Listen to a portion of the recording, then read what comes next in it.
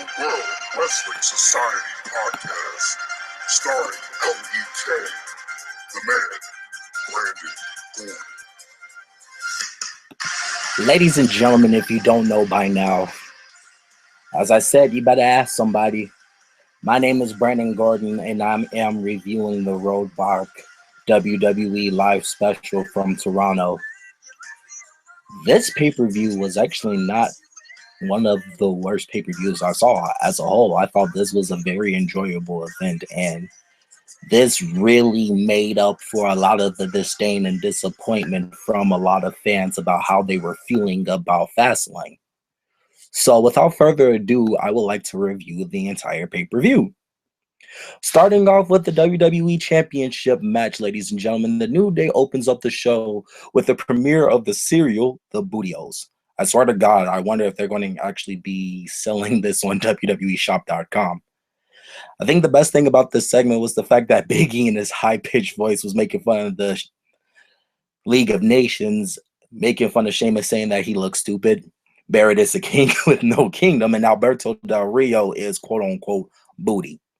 I believe at this point, I'm not quite sure, but I believe that the New Day, it's officially faced now since JBL is actually making fun of the New Day and being against them in certain retrospects and commentary throughout the match.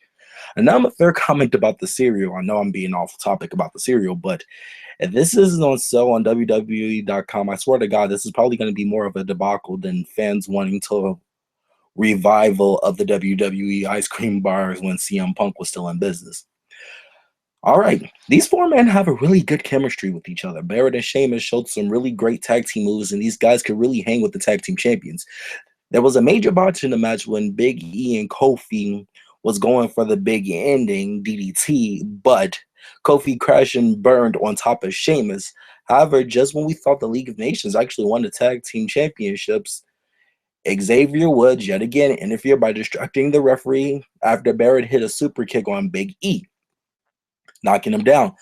The crowd in the six was truly on fire throughout this match. It was a solid back and forth action as a whole. If I had a 1 to 5 rating for this match, it would be 3 1/4 stars. This was a solid match from the start. The crowd was clearly behind the New Day throughout the match and invested. It was nice to see the fans having a good time with this match, as well as the fact that it was nice to see the chemistry of these four in the ring together. This match wasn't as fast-paced, but it was a fine medium of back and forth, which it was really nice to see, though. However, I don't think that this rivalry between the New Day and the League of Nations is over quite yet. Next up, we have an interview with Paul Heyman. Paul Heyman Christians the Six as Suplex City, stating that when Lesnar felt that it was convenient, he would get his revenge against Bray Wyatt. And he also utilized the cheap pop, stating that Bray Wyatt is better off joining the Miami Heat when going against the Toronto Raptors because he is going down like the Heat. Next up, you have a Chris Jericho promo. He's talking about he's the greatest icon of country, being ashamed of Canada, stating the fact that moving out of Canada was the best thing that he ever did. In addition of saying Canada stinks and Toronto is the anus, ouch, he states that these fans cheer the flavors of the months, talking about AJ Styles, even talking about Jack Swagger, who we found out that he's actually now his opponent of the match, as well as saying that he's not the flavor of the month, but he's the only thing that matters because he's the best in the world at what he does. And there was a few asshole chants filled in the Toronto arena. I thought that it was kind of cod, but it was rather odd, but rather cool that we got Jack Swagger entering in the match in the Canadian crowd chanting "We the People." I don't know, maybe it's just the patriot in me, but I just feel like it was one of those things where, this is actually kind of cool to see it.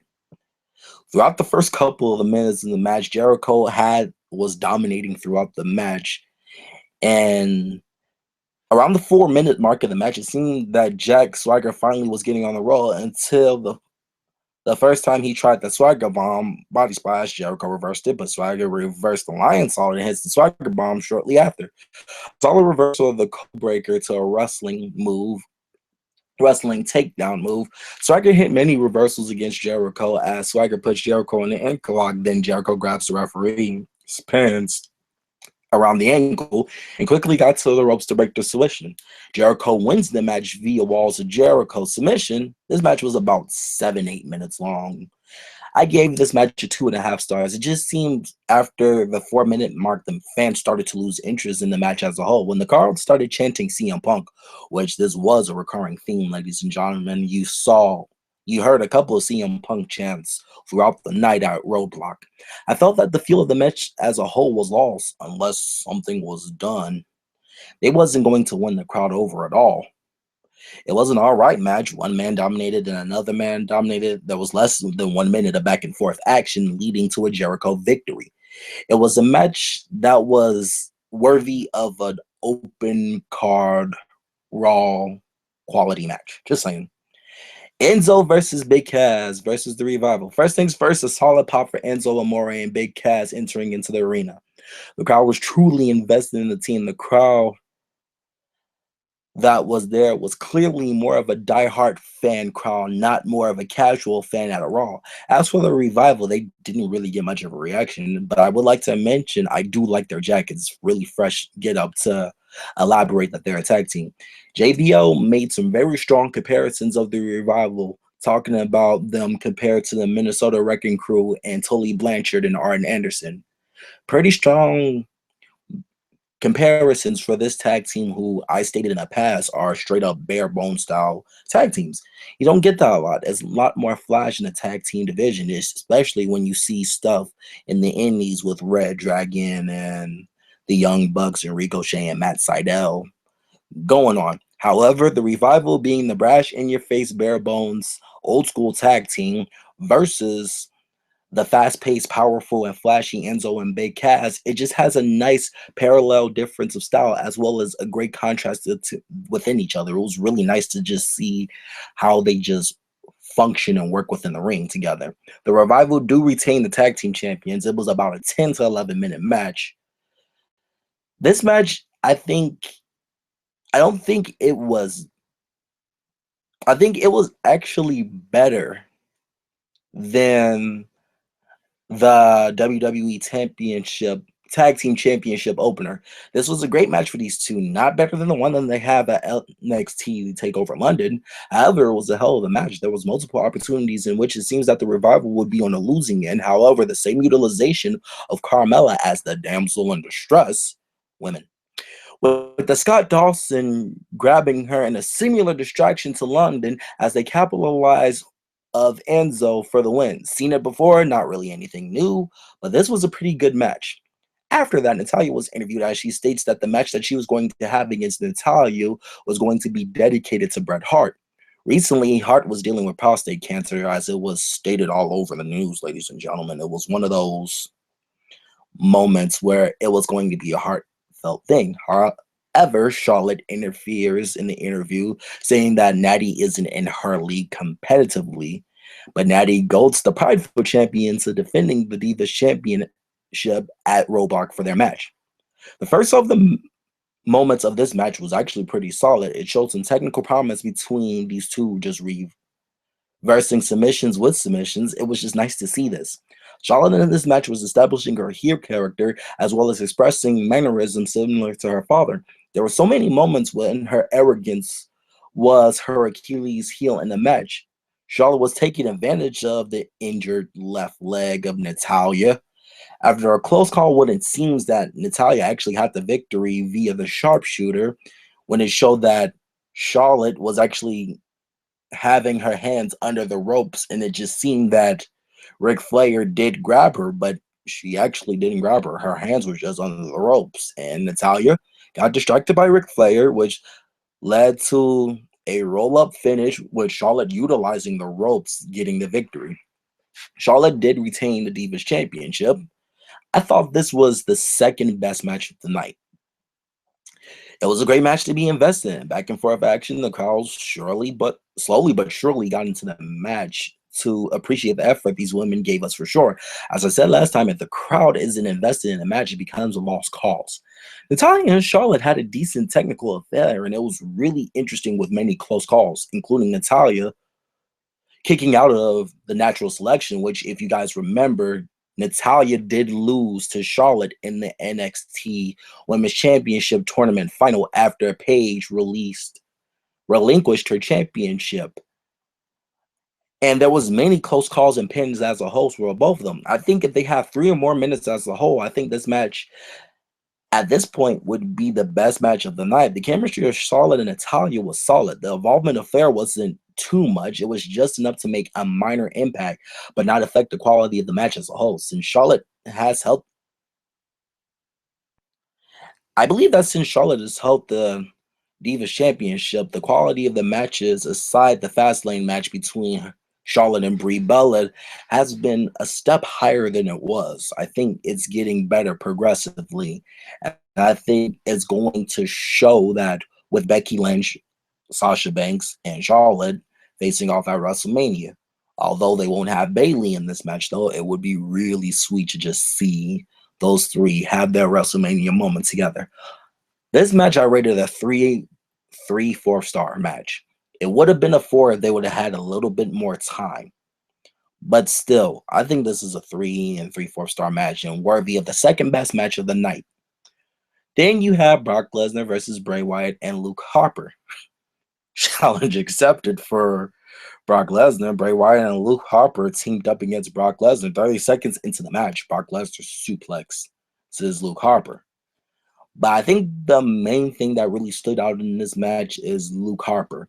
The fact that he did take down Lesnar with a suicide dive, a few super kicks, a distance clothesline, a couple of big boots. It just seems that Harper, if he was given enough time and if he wasn't made to be so weak in this particular matchup, I personally believe that Harper and Lesnar would be a solid 10-15 minute match. But Wyatt didn't even get into the ring while seeing Harper getting the grunt of Lesnar's assault. Lesnar just finished Harper off with 8 suplexes and F5, 1, 2, 3. That's pretty much it. Brock Lesnar defeats Harper in a match that I consider 1 and 3/4 stars. I ranked it that high due to the fact of Luke Harper's impressive offense. However, this was a typical Brock Lesnar match. Suplex, suplex, suplex, F5, game over, bye Felicia. And it seems like he could actually keep up against Brock Lesnar. However, if you're not a particular superstar with drawing power, let's face it, you getting over Brock Lesnar is pretty much like the Philadelphia 76ers beating the Golden State Warriors. That ain't going to happen. But I feel like at this point, it's a possibility that this rivalry isn't over. The finish of this match could easily be the difference maker of the WrestleMania picture, but with Triple H winning the WWE Championship, which I will review that match later, ladies and gentlemen, it just seems that with Wyatt not even competing in the match, something has to give. We got to figure out what the hell is going on right now. Next up, then you have Sami Zayn versus Stardust. It was another match that the fans weren't really vested in until later. Aside Sami Zayn chants, it just seemed that the match wasn't going anywhere as a whole. Unless the crowd was trying to get back into the match, it just seemed that Stardust and Sami Zayn really wasn't going to be anything special. They had some really good moments in this match. Stardust was pretty aggressive throughout the match, but it just seems that it was back and forth throughout later portions of the match. But after the disaster kicks, Zayn just managed to get back his momentum, hitting the suplex to the turnbuckle and hitting the haluva kick to finish the match off. I think this match was worth 2 or 3/4 stars. It wasn't the best match that I've seen. However, this was a lot better than the Jericho Swagger match from earlier. Stardust and Zayn have decent chemistry. The crowd wasn't really into the match until the last 2.5 minutes of the match. It's nothing against the two competitors. It just was a match that there really wasn't nothing to invest in besides a possible Zayn versus Owens match at WrestleMania, and Zayn just needed a tune-up match on a big show. So logically, this match was needed to make Zayn strong on the road to WrestleMania, but at the same time, it doesn't really do anything for the furthering of a storyline, ladies and gentlemen. Moving forward, the main event match, Dean Ambrose versus Triple H. Like, as I said before, it's honestly odd to see the champion come out first in the championship match. It's not typical to happen, but usually when it does, it's about to go down.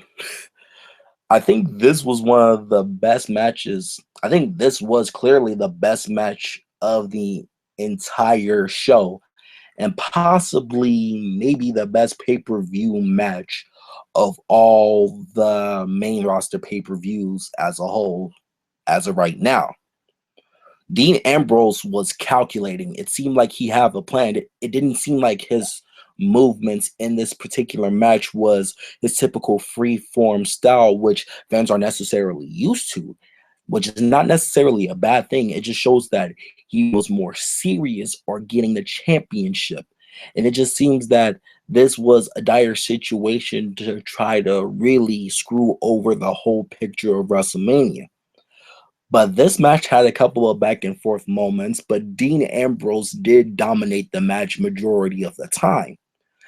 If it wasn't for a missed elbow drop from the barricade to the announcer's table, I think Dean Ambrose possibly would have been a WWE champion. Or there was a moment that it just seems that Dean Ambrose was going to win the WWE championship, but the referee called his foot under the rope, leading to, even though it was a 3 count, his foot was under the rope, so the referee had to reverse the decision, which was a fair judgment. Triple H won the match cleanly by pinning Dean Ambrose, but so it looks like the WrestleMania main event will stand still at Roman Reigns versus Triple H for the WWE Raw Heavyweight Championship. I'm not necessarily afraid of this match going to be a flop, but at the same time, with the way that this has happened, this show has given us a lot of unanswered questions. By the way, I gave this match a 4 1/4 star rating. I think this match was clearly the best match of the night. The crowd was very invested into it. Dean Ambrose looked the best that he did. I don't think the ending of this match makes Dean Ambrose look weak by any means. I think it just makes him look stronger, as well as the fact that it just seems that Dean Ambrose is going to be a thorn in the side for whoever he faces at WrestleMania. And I think that if Dean Ambrose is inputted into the WWE Championship picture somehow, or if he's facing Brock Lesnar in the street fight that he is, I think no matter what, Dean Ambrose is going to steal the show at WrestleMania. But this was a really, really good match. I think that this was my favorite match of the night. As I said before, the positives of this show was Charlotte and Natalia, which was a very good match. Enzo Amore, Big Cass versus the Revival, and Dean Ambrose versus Triple H for the championship. Those, I think, were the 3 best matches of the evening. However, Brock Lesnar versus Luke Harper versus Bray Wyatt had to be the low point of the show. Although it was good to see Brock Lesnar in a match, and it was good to see how impressive Luke Harper is, honestly, that just left a big plot hole for the next couple of weeks leading to WrestleMania. Does Brock Lesnar get away from Dean Ambrose to fight another person? Fight Bray Wyatt? That's my only question, because it just seems like, okay, you have this person right here and Bray Wyatt And this just seems like even though he didn't even compete against Brock Lesnar, there's still some unfinished business. And then there's Dean Ambrose. Like, so even with Roadblock being at a close, there was still no clear path to WrestleMania at this point, which could lead to some exciting TV, but we don't necessarily know. It's just a matter of what's going to be the case and how are the writers are going to put this into full circle 3 weeks away from WrestleMania, because right now there's still a lot of unanswered questions. But with unanswered questions, there's a lot of TV for us to watch, ladies and gentlemen. Signing off from the World Wrestling Society, the network, as well as shout out to my people at the Hideout. Thank you guys for watching. I really appreciate you guys checking this out. This is the Roadblock post show. I will be doing another live stream for WrestleMania 32, but this time I'm actually going to have a guest, which is going to be fun, ladies and gentlemen. So please bless up, ladies and gentlemen. Have a good rest of the evening, and I'll see you around WrestleMania time. Have a good one. And also, let me point out my favorite band, Royal Blood, did the theme song to WWE Roadblock from their self-titled album, Royal Blood. Out of the Black, ladies and gentlemen. I just wanted to point that out. But thank you for watching. I am your host with the most, Brandon Gordon. I want to give a shout out to Connor Olsen. I want to give a shout out to Juan. I want to give a shout out to all my people at the network. I also want to give a shout out to my advisor, Tom Nodden. If it wasn't for Tom Nodden, I wouldn't have had the mind to do all of this. So, what's up, ladies and gentlemen? We'll see you at WrestleMania 32. I'll be watching in the confines of my home city, St. Paul. The 5, signing out. Thank you.